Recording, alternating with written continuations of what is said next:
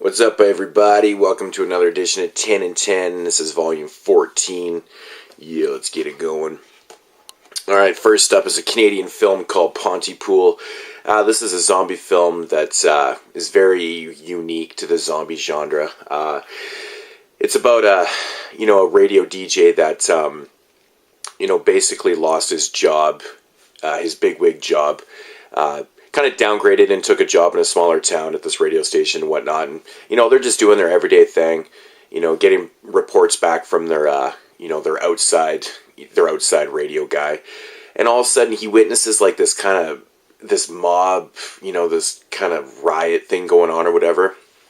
And then just kind of all hell breaks loose. So they're trying to figure out what's going on, what happened outside and stuff. They can't get any feedback from anybody and stuff, and so they keep doing their stuff on the radio waves and whatnot. And so it turns out that there's like a zombie outbreak in this small town, and what they kind of figure from it is that they kind of break it down to the fact that the human language, like the English language, has certain words that are infected, and what it does when you speak these words, it actually infects people and it makes them want to kill you and shit like that. It's a really interesting premise for a film. It's kind of hard to explain. You kind of got to see it for yourself, really. But it basically, it all takes place like in that radio station and stuff, and it's kind of a survival film. But I do recommend it. It was very good. I give it probably about a 7 out of 10.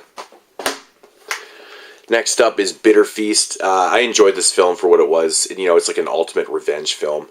I kind of compared this one to a comic, going to, his heckler's work and heckling him, kind of thing. This is basically about a chef who has a cooking show, and he's like a head chef of this restaurant called Feast. And there's this really annoying internet sensation, food columnist, whatever you want to call him, critic, that just writes nasty shit about everybody. And what he does is, the critic actually writes this rumor in this on his blog one day that essentially gets his show canceled and also fired from his head chef job at Feast. So the chef decides that he's going to take him hostage and torture him and play little food games with him, make him cook his own food, using his own reviews against him and whatnot. It was pretty cool. I enjoyed the film for what it was. The end was a letdown, but I did enjoy the revenge of it. It was kind of a funny premise for a film, but Bitter Feast, I'd probably give 6.5, 7. Next up is a trauma film called Grimm. This one is about the movie starts out where the parents of this guy right here are getting murdered, and it's actually quite a brutal scene at the beginning of the film. Anyways, these biker kind of guys, or whatever you want to call them, they end up leaving the kid alive. Along comes this other couple. They find this kid, and they basically take him in and raise him until he's older. And then he decides one day that he's going to go and find out why these people kill his parents and find out who these people are and stuff like that. So it's basically just a revenge film in itself. And it's got some pretty decent action. It got some decent gore in it. For a trauma film, it actually wasn't that bad. It's still low budget, but I had fun with it. It's a good, 6er.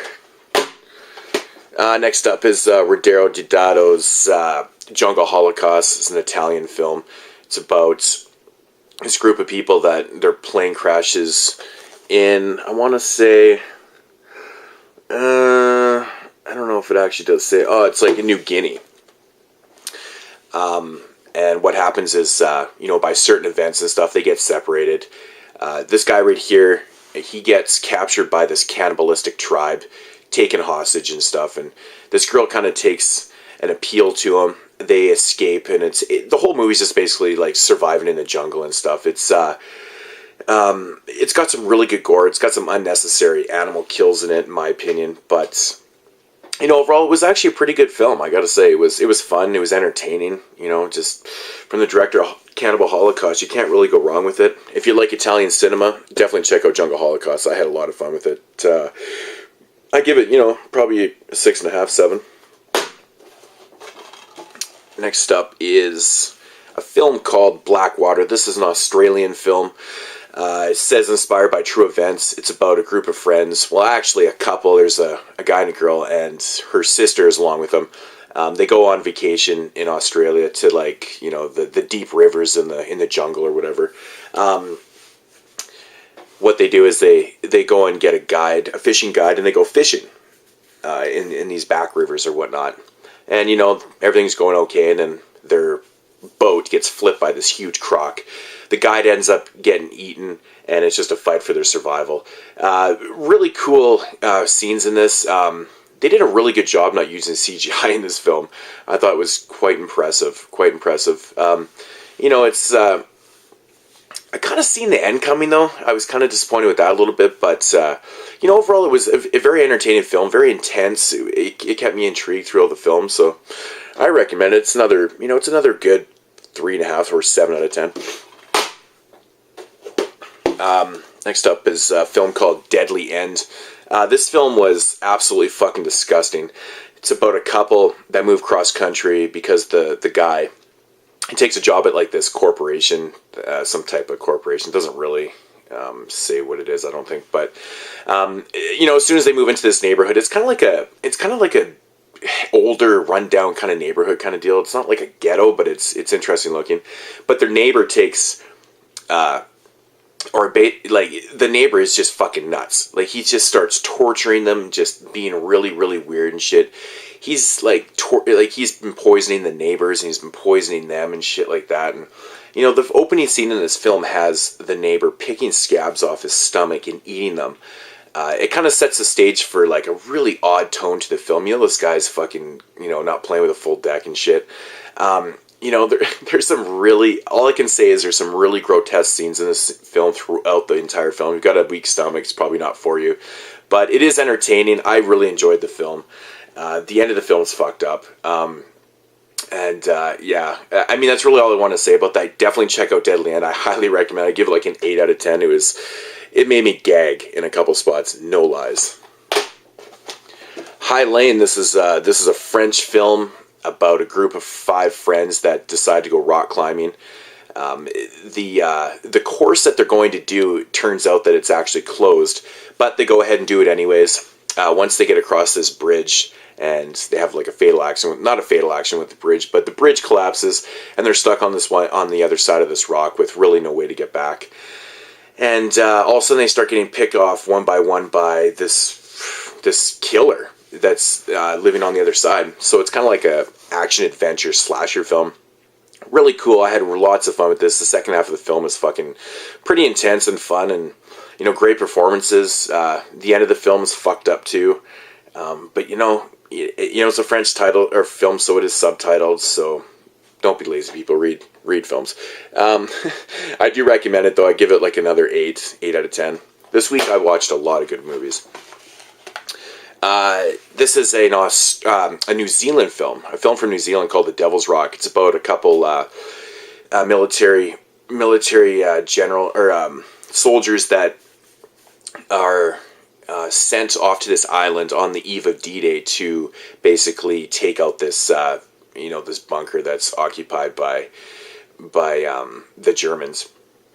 So it's not as what it seems. They go into there and they hear some screams and shit like that, and they're just very confused. They see fucking mutilated bodies everywhere and shit like that. They're so they have to investigate this.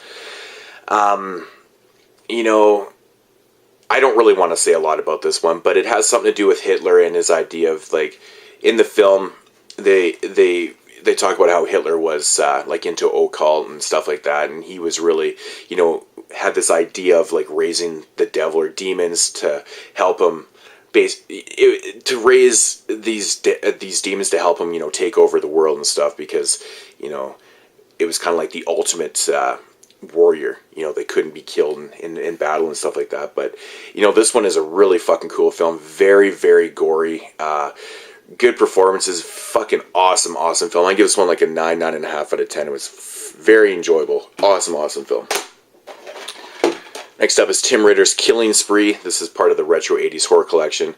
This is a film about this guy right here. He's kind of an eccentric fella, fucking really kind of messed in the head. All of a sudden he's very stressed out. You know, his hours are cut back at work and stuff, and he decides that he has to go get another job. So he's spending a lot of time away from home, but then his paranoia starts kicking in, and he's thinking that his wife is cheating on him, and he starts thinking about all these different scenarios of his wife cheating on him. And, what he does is he starts killing off the people that he thinks that's fucking his wife, and it's got some pretty awesome gore. It's kind of cheesy, but it's fun as hell, man. Killing Spree is a great film. I hadn't watched this one in such a long time, but it didn't disappoint me. I mean, some of the gore and stuff is bad, but like it's just a great time. If you like camp motion picture films, this is probably one of the best ones. Highly recommend Killing Spree. Awesome stuff. I'd probably give it like an 8 out of 10. It was great. And last up is The Caller. This is a film about a woman that moves into this apartment building. Right away, she starts getting these mysterious calls from this woman who's asking her weird questions, talking all weird and shit like that. Meanwhile, she's in night school, and she meets this teacher, and they start, talking and cohersing, and she starts telling him about, what's going on in the house and stuff like that, and he starts kind of thinking about it, because a lot of the things that the woman is telling her doesn't really make sense and stuff, and they kind of figured that maybe she's calling from the past. And it kind of goes from there. It's got some twists and turns and stuff, and it's a really fucking good film, man. I really enjoyed this one. Good performances. Luis Guzman's in it. Awesome film. Another one I give probably like a good 7.5, 8 out of 10. Like, this week I didn't really watch anything that was shitty. So that was The Caller. Killing Spree was another awesome film. Devil's Rock.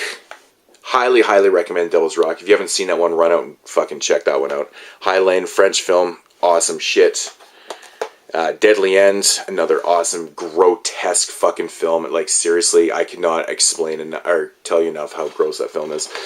Blackwater, Australian croc film. Good stuff. Jungle Holocaust, the Italian Ruggero Deodato film. Grimm, which was cool. Revenge film. Bitter Feast, another revenge film. And Pontypool, which is a Canadian zombie film, which you probably can't quite see right there. But yes, I do recommend all these films. They were all fun. And that's it. Mood 616 signing off. Another edition of 10 and 10, Volume 14.